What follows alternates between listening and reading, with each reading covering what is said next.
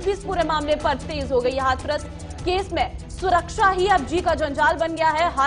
राहत के लिए इलाहाबाद हाईकोर्ट पीड़ित परिवार पहुंचा है और उनका ये कहना है कि ज्यादा राहत हमें मिल रही है, इसको लेकर भी हमें परेशानी, हमें घर से बाहर नहीं निकलने दिया जा रहा है, कई बंदिशें हमारे सामने हैं, हम कहीं भी हम जाते हैं तो हमें पुलिस से पूछना पड़ रहा है। तो अधिक सुरक्षा मिलना, पहले सुरक्षा की बात पीड़ित परिवार कर रहा था, लेकिन जब सुरक्षा मुहैया कराई गई तो पीड़ित परिवार का यह कहना है कि अधिक सुरक्षा मिलने के कारण हमें कई दिक्कतें हो रही हैं और इसको लेकर इलाहाबाद हाईकोर्ट में वो पहुंच चुके हैं। आपको बता दें कि हाथरस गैंगरेप की पीड़िता के परिवार ने इलाहाबाद हाईकोर्ट में अर्जी दाखिल की है और पीड़ित परिवार की तरफ से सामाजिक कार्यकर्ता सुरेंद्र कुमार ने अर्जी दाखिल की। अर्जी में यह कहा गया है कि पुलिस प्रशासन की बंदिशों के चलते पीड़ित परिवार घर में कैद सा होकर रह गया है, लोगों से मिलने जुलने की पूरी तरह से छूट दी जानी चाहिए।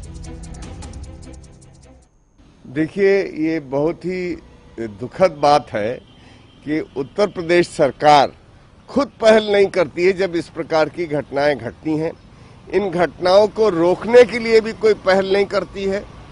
इसीलिए माननीय सुप्रीम कोर्ट तक इसके अंदर उनको हस्तक्षेप करना पड़ रहा है, उनको सरकार को आगाह करना पड़ रहा है। तो इससे ये पता चलता है कि उत्तर प्रदेश की सरकार इस मामले में बहुत ही लापरवाह है। मैं ये कहना चाहूंगा, ये सरकार पर टिप्पणी बहुत सरकार की निंदनीय स्थिति की हम लोगों को, जनता को दर्शाती है। चाहे कांग्रेस पार्टी हो, चाहे भारतीय जनता पार्टी हो, ये गैंगरेप हो, नाबालिग बच्चियों का रेप हो, दलित उत्पीड़न हो, दलितों महिलाओं का बलात्कार हो, ये दोनों एक दूसरे के बारे में तो बोलते हैं।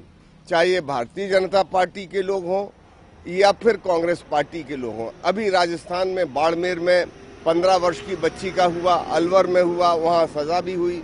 इसी प्रकार राजस्थान के अन्य हिस्सों में भी हो रहा है।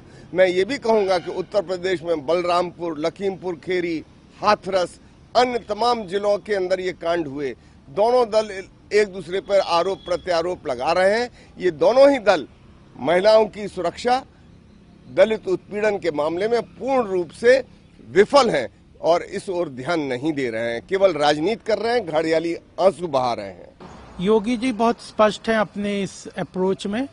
ना वो कानून गुंडा राज उत्तर प्रदेश में एक्सेप्ट करेंगे, न धर्म या जातिवाद की राजनीति के ऊपर प्रदेश को बांटने का जो सालों दशकों से षड्यंत्र आ रहा है उसको एक्सेप्ट करेंगे।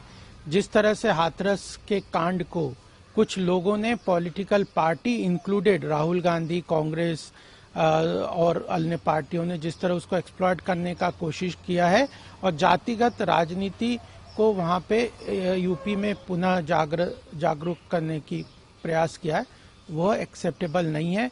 पीएफआई की फंडिंग से ये स्पष्ट हो रहा है कि किस तरह के कार्य हो रहे हैं और पॉलिटिकल लोग उनको कैसे सपोर्ट कर रहे हैं।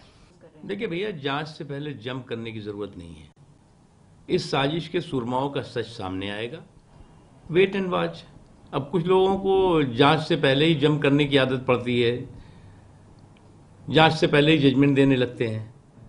तो जो है वो इन साजिश के सुरमाओं के सच को सामने आने दीजिए। दूध का दूध, पानी का पानी हो जाएगा और इसके पीछे की मकसद और मंशा का लोगों को पता लगेगा। देखिए, इस तरह के संवेदनशील मुद्दों पर जिस तरह के घटनाक्रम और जिस तरह का हंगामा और जिस तरह का हाहाकार और जिस तरह का पॉलिटिकल पाखंड दिखाई पड़ा और परिवार का पॉलिटिकल पर्यटन जो है वो पैकेज दिखाई पड़ा, तो अब इस तरह के परिवार के पॉलिटिकल पर्यटन के पैकेज को तो कोई भी एक्सेप्ट नहीं कर सकता और कोई भी जो है जस्टिफाई नहीं कर सकता और कोई भी उसे अच्छा नहीं कह सकता।